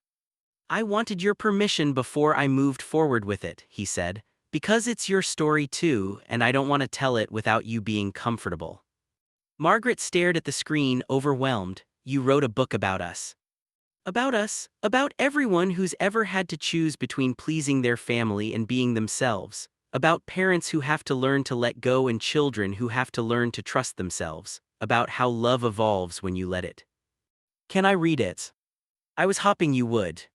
She spent the next several hours reading the manuscript. Ethan had disappeared somewhere with Robert, giving her privacy. The book was beautiful, honest about the hard parts, her resistance, his fear, the months of tension. But also honest about the growth, the transformation, the way they'd rebuilt their relationship on a foundation of mutual respect instead of parental authority. He'd interviewed other people too, Foundation scholarship recipients talking about disappointing their families, parents discussing the pain of watching their children reject the paths they'd laid out, therapists offering perspective on family dynamics and life transitions. It was part memoir, part self-help, part inspiration, and it was going to help so many people. When Ethan returned that evening, she was waiting for him. "Well," he asked nervously. "It's perfect, it's honest and raw and beautiful and exactly what people need to hear." He exhaled in relief. "So you're okay with me publishing it?" "On one condition." "Anything. You let me write the afterword." His eyes widened. "Really?" "Really, I have things to say too, about what it's like to be the parent in this scenario, about how to support your children even when you don't understand them, about the gift of being shocked out of complacency." "I'd be honored." They spent the rest of her birthday evening working together on her afterword. Margaret wrote about fear and control, about the difference between protecting and smothering, about learning to see your children as separate people with their own wisdom. She wrote, "When my son called at 2:47 a.m. to tell me he was quitting his job, my first thought was, I've failed as a parent. I'd spent 29 years preparing him for success, and here he was, throwing it all away. But I was wrong about what success meant. I was wrong about what my role should be. I was wrong about so many things. The gift my son gave me was the courage to be wrong and the opportunity to learn. He didn't need me to agree with his choices. He needed me to respect his right to make them. And once I learned that distinction, everything changed." To every parent reading this who is watching their child make choices you don't understand, your fear is valid. Your concerns are real, your love is not in question. But ask yourself this: are you afraid for them or are you afraid of losing control? Are you protecting them or protecting your vision of who they should be? The hardest, most loving thing I ever did was step back and let my son build the life he needed, even when it looked nothing like the life I'd imagined for him. And the most beautiful thing that came from that choice was discovering that in freeing him, I freed myself too. We are both happier, more authentic, more fulfilled than we ever would have been if I'd held on tight and refused to grow. That phone call didn't just change my son's life, it transformed mine, and I'm grateful for every difficult, growth-inducing moment of it. When she finished reading it aloud, both she and Ethan were crying. That's perfect, Mom. That's exactly what this book needs. The book was published 8 months later and became an immediate bestseller. Not because it was a celebrity memoir, though Ethan's restaurants had made him somewhat famous, but because it spoke to a universal experience. Everyone had been either the dreamer or the parent or both. Everyone had struggled with the choice between security and passion, approval and authenticity. Everyone needed permission to disappoint someone in order to become themselves. They did a book tour together, mother and son, sharing the stage, telling their story. In every city, the auditoriums were packed, and after every event, people lined up to share their own stories. A father whose daughter wanted to drop out of med school to become a wildlife photographer. A mother whose son had just quit his engineering job to start a nonprofit. A woman who'd spent 40 years as an accountant and was finally pursuing her dream of becoming an artist. A young man who'd been too afraid to tell his parents about his business idea until he heard Ethan's story. Each person carried some variation of the same burden, the fear that choosing themselves meant betraying someone they loved. And to each one, Margaret and Ethan offered the same message: love is big enough to hold hard choices. Relationships can survive disappointment, and the most generous thing you can do for someone you love is let them be themselves even when it scares you. 20 years after the phone call, Margaret's phone rang at 2:47 a.m. This time she wasn't scared. She'd learned what calls at this hour meant: not disaster but transformation, not endings but beginnings. Hello, Grandma. It was Sophie, Ethan's daughter, 19 years old, brilliant, attending Yale on a full scholarship. Margaret's heart swelled just hearing her voice. Sophie, sweetheart, is everything okay? Yes, no, I don't know, I needed to talk to you. Margaret sat up, fully alert now. I'm listening. I'm dropping out of Yale. There it was, the echo of that first phone call, rippling forward through generations. Tell me why. Because I'm miserable, because I'm studying economics to make everyone proud, but I hate every single class. Because I've been volunteering at this community art center and it's the only time I feel alive. Because I want to teach art to underprivileged kids and I don't need a Yale degree to do that. Margaret smiled in the darkness, history repeating, but this time everyone knew the script. Have you told your father? Not yet. I called you first because I know you've been here. You've been the parent getting the scary call. I need to know if this is crazy, if I'm throwing away an incredible opportunity for some idealistic dream that won't work out. Do you love it, teaching art to these kids? More than anything, I go to the center and time disappears. I see these children discover creativity and confidence and joy, and I think, this is what I'm meant to do. This is my purpose. Then it's not crazy, and you're not throwing anything away, you're trading one path for another. But Yale is a school, an excellent school, but still just a school. It's not your identity, it's not your destiny. You can always go back if you change your mind, but you can't get back the time you spend being miserable in a life that doesn't fit. Sophie was quiet for a moment. Did you tell Dad something like this when he called you about quitting law? God, no, I told him he was throwing his life away and that I was disappointed in him. What? I'm not proud of it, but it's true. I reacted from fear instead of love. I made his choice about me and my expectations instead of about him and his happiness. But you came around eventually. Eventually, but I wish I'd gotten there faster. I wish I'd said what I'm saying to you right now. I trust you, I believe in you, your happiness matters more than my version of your success. She could hear Sophie crying softly. Thank you, Grandma, that's exactly what I needed to hear. Now call your father, he's going to be much better at this than I was. You think so? I know so, he learned from my mistakes, and he's going to tell you the same thing I just did. Follow your heart, we'll figure out the details. They talked for a few more minutes, and then Sophie hung up to call Ethan. Margaret lay back down, but she couldn't sleep. She was thinking about cycles and patterns, about how we pass down both wisdom and wounds to the next generation. Sophie would call Ethan, Ethan would be supportive, Sophie would leave Yale and build something beautiful, and maybe someday she'd get a call from her own child making some choice that scared her and the cycle would continue. But each generation could do it a little better, learn a little faster, choose love over fear a little more quickly. That was the real legacy, not the restaurants or the foundation or the book, but the lesson passed down through time: love people for who they are, not who you need them to be. The phone rang again 20 minutes later. This time it was Ethan. Did Sophie call you? He asked. She did. What did you tell her? That she should follow her heart and that you'd support her. Good, because that's exactly what I told her too. He paused. It's strange, isn't it? History repeating. It's beautiful, it means she feels safe enough to take risks, that's everything. Moms, thank you. For what? For learning, for growing, for showing me that parents can change. Because of you, I knew exactly what to say to Sophie. I didn't have to work through fear and resistance first. I could jump straight to support. You gave me that gift by being patient with me while I figured it out. We gave each other a lot of gifts. They talked until the sun started to rise, mother and son, reflecting on 20 years of transformation, grateful for every difficult step that had brought them here. When they finally hung up, Margaret made coffee and sat on her porch, watching the Vermont mountains turn golden in the early light. 20 years ago, a phone call had shattered her assumptions about success and parenting and what it meant to love someone well. Today, another phone call had come full circle, proof that the lessons learned in pain could become gifts passed down in love.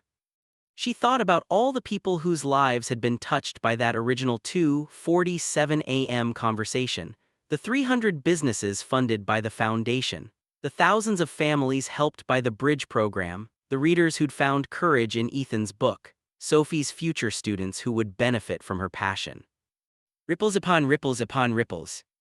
All because one terrified young man had been brave enough to call his mother and say, "I need to change my life." And because one terrified mother had eventually been brave enough to say, "I trust you to know what you need." Margaret raised her coffee cup to the rising sun, a toast to courage, to growth, to the beautiful mess of loving people enough to let them go. The phone would ring again someday, maybe in another generation, maybe sooner. Someone else would make a choice that looked crazy, that defied expectations, that required faith over certainty. And when it did, she hoped the person on the receiving end would remember what she'd learned. Fear is natural. Control is comfortable, but love, real, generous, transformative love, requires letting go. It requires trusting that the people we've raised, loved, and supported have wisdom we don't possess, that their path might be different from ours, and that's not just okay, it's essential. It requires being brave enough to be disappointed, flexible enough to grow, and humble enough to admit when we're wrong.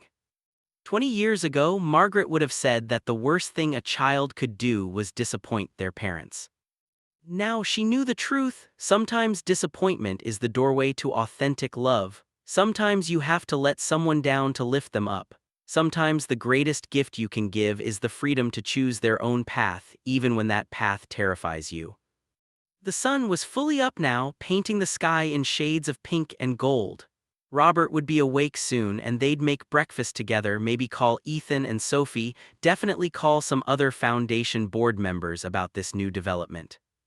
But for now, Margaret sat in the stillness, grateful for every difficult moment that had brought her here, grateful for the son who'd shocked her into growth, grateful for the granddaughter who got to benefit from lessons learned the hard way, grateful for the journey that had transformed her from a parent who needed to control into a parent who knew how to trust. The phone sat silent on the table beside her, ready for the next call, the next crisis, the next opportunity for courage. Margaret smiled. She was ready too.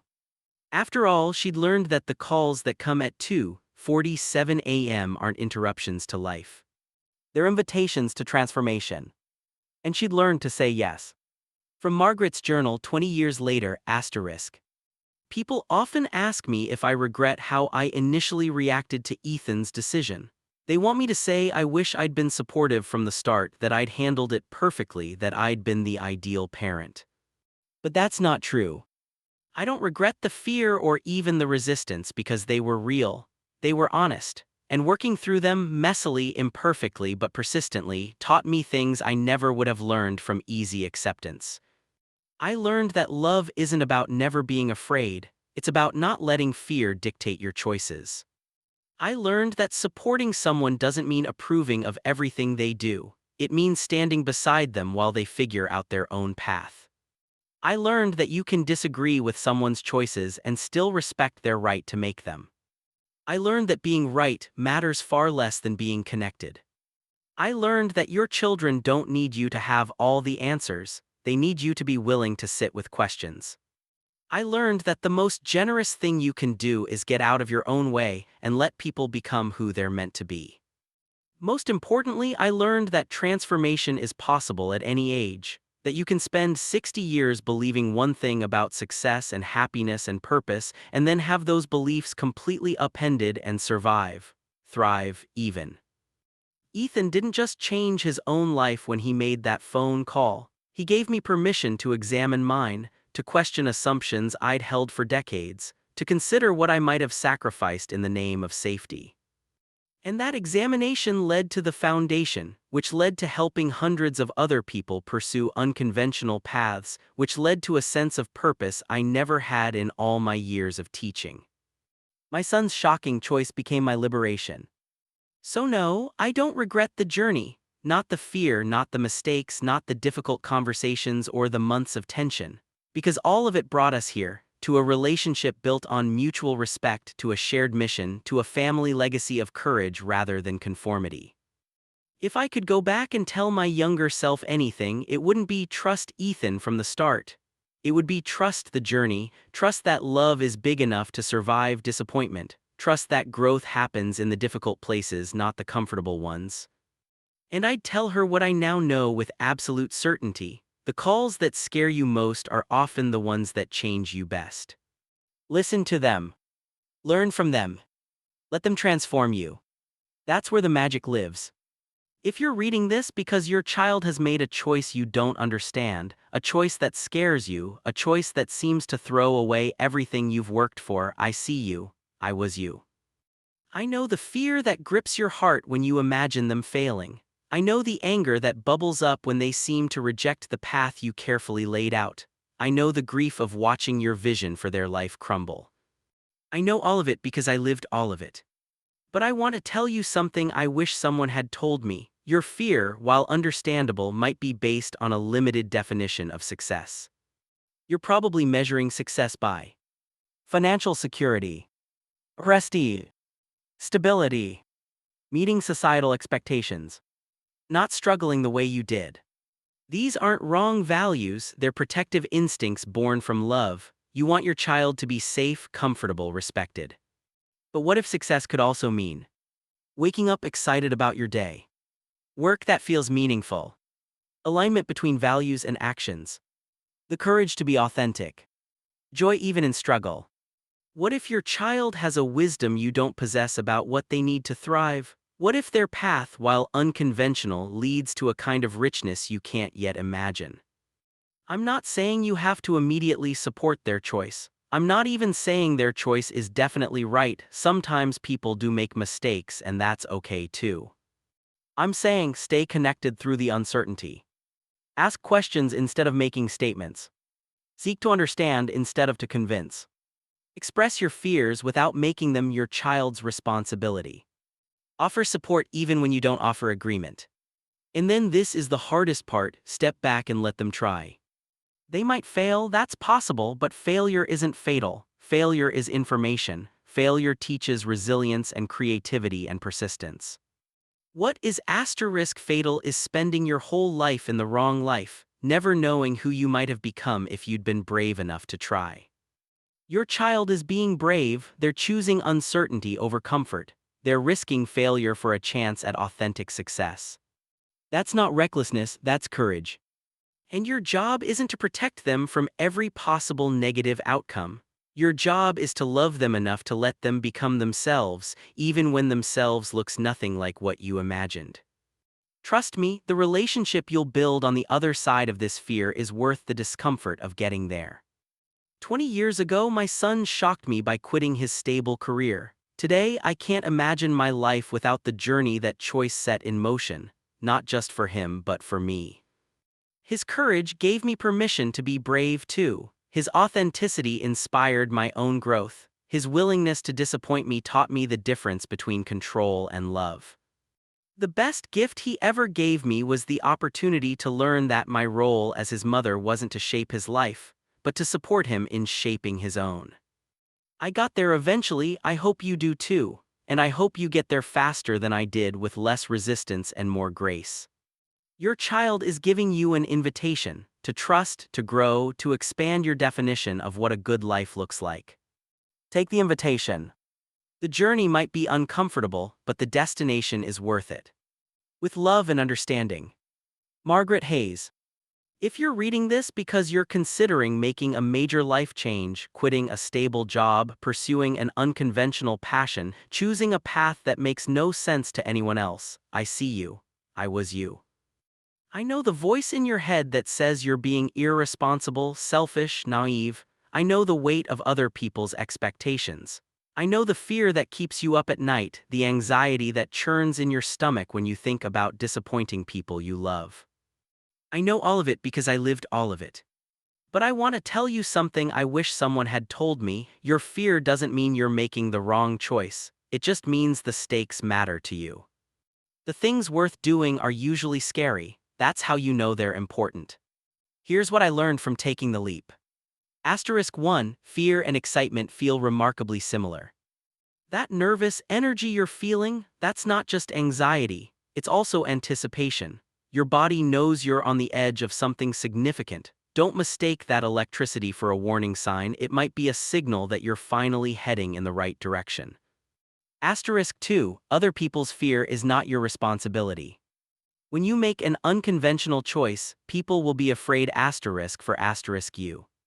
They'll project their own anxieties onto your decision. They'll tell you about every worst-case scenario they can imagine. That's their fear, not yours. You can acknowledge it, even respect it without letting it dictate your choices. Your parents, your partner, your friends, they love you. That love sometimes manifests as protectiveness, as resistance to change. It doesn't mean they don't support you. It means they're scared of losing you to failure or struggle. Give them time to catch up to where you already are. Asterisk 3, you don't need everyone's approval. I spent months agonizing over my mother's reaction. I wanted her blessing so badly that I almost let her fear stop me. But here's the truth, you can make the right choice even if nobody else understands it. You can succeed even if your family thinks you're crazy. You can build a beautiful life that looks nothing like what others expected. Eventually, if your relationships are healthy, people will come around. And if they don't, that's painful, but it's not a reason to abandon yourself. Asterisk 4, there will never be a right time. You're waiting for the perfect moment when you have enough savings, when the timing is better, when you feel more prepared. That moment will never come. There will always be a reason to wait. At some point, you have to decide that now is right enough, that you are ready enough, that the risk of staying is greater than the risk of leaving. Asterisk 5, failure is not the end of the world. What if you try and it doesn't work? What if you quit your job and the business fails? What if you pour everything into this dream and it collapses? Then you'll have data, you'll know something about yourself, about your capacity, about what works and what doesn't. You'll have a story to tell, you'll have tried. And you can always try something else. Failure is only fatal if you let it be, otherwise it's just expensive education. Asterisk 6, you're not throwing anything away. This is what my mother couldn't see at first. I wasn't discarding my education or my work experience. I was redirecting it. Everything I learned in law school, analysis, attention to detail, work ethic, how to build an argument, I use every day in my business. Nothing you've done is wasted. Every experience has prepared you for what comes next. You're not starting from zero, you're starting from everything you've already learned. Asterisk 7, the cost of staying might be higher than the cost of leaving. Everyone talks about the risk of pursuing your dreams, but nobody talks about the risk of not pursuing them. What does it cost to spend 20 years in a career you hate? What does it cost to wake up every morning with a sense of dread? What does it cost to reach retirement and wonder who you might have been if you'd been brave? That cost is real, it's just harder to quantify than a salary or a title. Asterisk 8, you're allowed to want something different. Just because a path is good doesn't mean it's good for you. Just because others would be grateful for your job doesn't mean you have to be. Just because something looks impressive from the outside doesn't mean it feels fulfilling from the inside. You're allowed to want joy over prestige, purpose over security, authenticity over approval. You're allowed to choose differently. Asterisk 9, start before you feel ready. I took cooking classes while still working at the law firm. I researched food trucks on weekends. I built my business plan in stolen moments between client meetings. You don't have to quit everything tomorrow. You can start small, take a class, do some research, test the waters. Action creates clarity. You'll learn more from 1 month of trying than from a year of thinking about it. Asterisk 10, trust yourself. This is the hardest one, but it's the most important. Trust that you know what you need. Not your parents, not your friends, not society. You know the difference between comfortable and fulfilled. You know when you're in the right place and when you're forcing yourself to fit somewhere you don't belong. That knowledge is valid, that inner compass is trustworthy. It took me years to really believe this, but I believe it completely now. You have wisdom about your own life that nobody else possesses. Honor that wisdom, trust it, act on it. The phone call I made to my mother 20 years ago was the scariest moment of my life. I was asking her to believe in something she couldn't see, to support a choice that made no logical sense. But it was also the most honest moment of my life. I stopped performing who I thought I should be and started becoming who I actually was. That authenticity, scary and uncomfortable as it was, opened up possibilities I never could have imagined. So if you're standing on that edge, terrified and excited and uncertain, I want to tell you what I wish someone had told me. Jump. Not recklessly, not without preparation, but jump. The net will appear, maybe not in the form you expect, maybe not as quickly as you hope, but it will appear. And even if it doesn't, even if you fall, you'll learn to fly on the way down. Your dreams are not frivolous, your desires are not selfish, your vision for a different life is not naive. You're brave for wanting more than what's expected, you're strong for considering the leap, you're wise for trusting yourself. Now prove yourself right. Call your parents, call your partner, call whoever you need to call and tell them, I'm doing this, I'm scared but I'm doing it anyway. And then do it. The world needs people who are brave enough to choose themselves.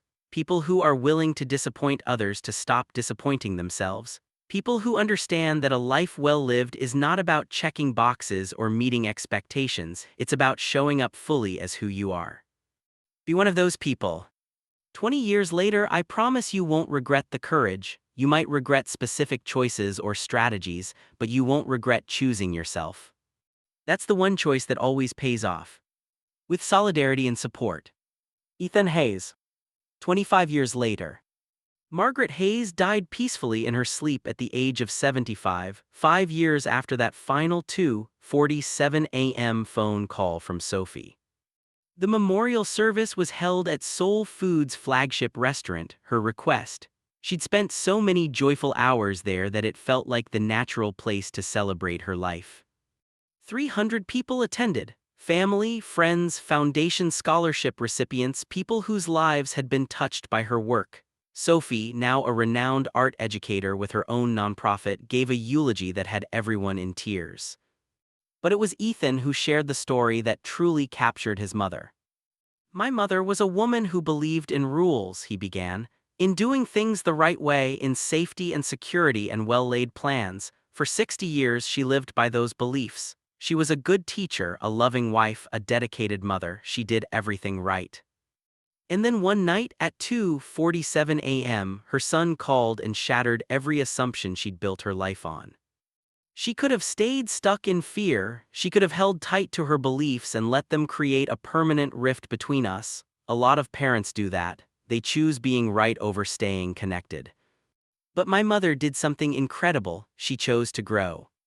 At 60 years old, she questioned beliefs she'd held her entire life. She examined her assumptions about success and purpose. She admitted she'd been wrong, and then she built an entirely new life around new values.